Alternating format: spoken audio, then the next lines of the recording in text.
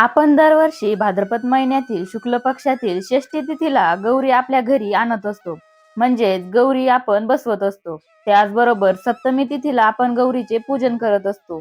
महानैवेद्य या दिवशी दाखवला जातो आणि मग त्यानंतर अष्टमी तिथीला गौरीचे विसर्जन केले जाते. आणि जर तारखेनुसार जर सांगायचं झालं तर 10 सप्टेंबर 2024 रोजी म्हणजेच मंगळवारी गौरी आवाहन केलं जाणार आहे.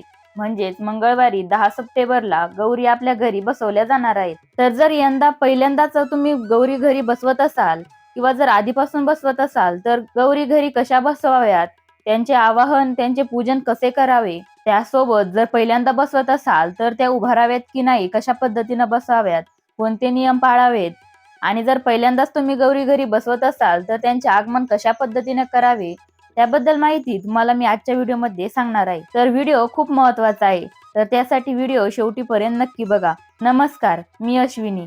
आपल्या परंपरेनुसार जर आपण पहिल्यांदा घरी गौरी बसवत असाल तर तुम्हालाही माहिती असेल की आपण जर पहिल्यांदा गौरी बसवत असाल तर आपण घरी गौरीचे मुखवटे घेतले जात नाहीत.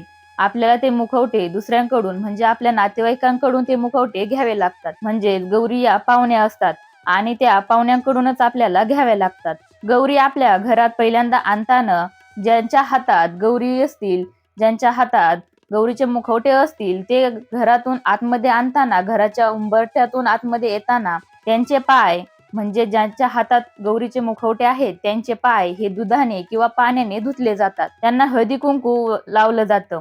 त्यासोबतच त्यांच्या पायावरती कुंकवानं स्वस्तिक काढली जाते आणि नंतर ते आपल्या घराच्या दरवाजातून ते आपल्या लक्ष्मी बसवायच्या जागेपर्यंत किंवा किंवा मग जर तुम्ही लक्ष्मी बसायच्या अगोदर तुम्ही गौरी घरी आणले असेल तर दरवाजापासून ते आपल्या घराच्या देवघरापर्यंत त्या गौरींचे म्हणजेच ज्यांच्या हातात गौरी आहे त्यांच्या पायाचे ठसे उमटवत त्या गौरीचे मुखवटे आत घरामध्ये घेतले जातात. त्यासोबतच ताट किंवा चमच्याने किंवा घंटीच्या मदतीने घंटानाद केला जातो आणि त्यानंतर आपल्याला ज्या दिवशी गौरी बसवायच्या असतात त्या दिवशी त्या गौरींना आपली स्वयंपाकाची जागा म्हणजे स्वयंपाकघर, जर तुमच्या घरात दूध दुभत्याची जागा असेल, गायी असतील तर त्या गायीची जागा त्या गौरींना दाखवली जाते. तिथे त्यांचे आशीर्वाद मिळून तिथे ऐश्वर्य लाभू दे अशी प्रार्थना केली जाते. त्यानंतर त्या गौरी तुळशीपासून ते गौरी बसवण्याच्या जागेपर्यंत ताट चमच्याने वाजवत किंवा घंटी वाजवून त्या गौरी तुळशीपासून ते गौरी बसवण्याच्या जागेपर्यंत त्या आणल्या जातात.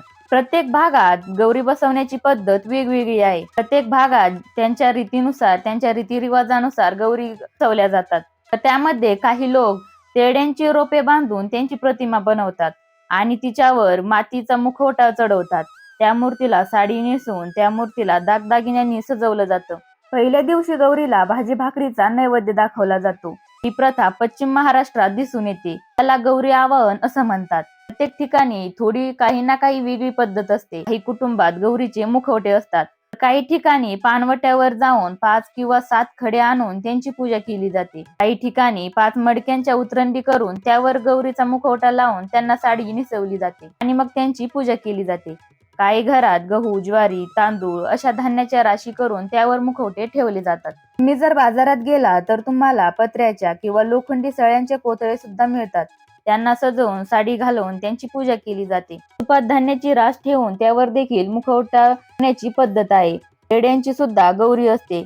यांची रोपे अगदी मुळासकट आणली जातात आणि त्यांची मूळ ही जणू गौरीची पावले आहेत असं समजून त्यांची पूजा केली जाते. आजच्या काळात गौरीच्या मांडणी त्यांच्या रूपात देखील खूप प्रगती सुद्धा आपल्याला दिसून येईल. बाजारात तुम्ही बघितले असतील की अगदी हुबेहूब अशा गौरीचे मुखवटे आपल्याला मिळतात. गौरीच्या आगमनाच्या दिवशी मुखवट्यांची त्यासोबत त्यांच्या हातांची पूजा केली जाते. जर पहिल्यांदा गौरी बसवत असाल तर गौरी उभारल्या जात नाहीत.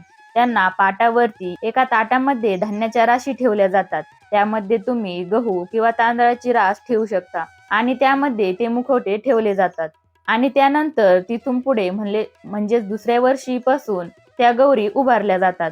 काही ठिकाणी त्या सखी पार्वतीसह त्या गौरी सोबत त्यांची मुले सुद्धा मांडली जातात. त्या दिवशी म्हणजे ज्येष्ठा नक्षत्रावर गौरीची पूजा होते. पूजा आरती झाल्यानंतर जे काही फराळ आहे त्याचा नैवेद्य दाखवला जातो आणि त्यानंतर संध्याकाळी पुन्हा आरती केली जाते. पुरणपोळी, आंबडीची भाजी, ज्वारीच्या पिठाची आंबील, 16 भाज्यांची एकत्र भाजी अशा प्रकारे वेगवेगळ्या भागात असे वेगवेगळ्या प्रकारचे नैवेद्य गौरींना दाखवले जातात। याच सायंकाळी महिलांना हळदी कुंकाचा कार्यक्रम सुद्धा करतात। दर्शनाला आलेल्या महिलांचे आदरपूर्वक स्वागत केले जाते आणि तिसरा दिवस असतो तो विसर्जनाचा।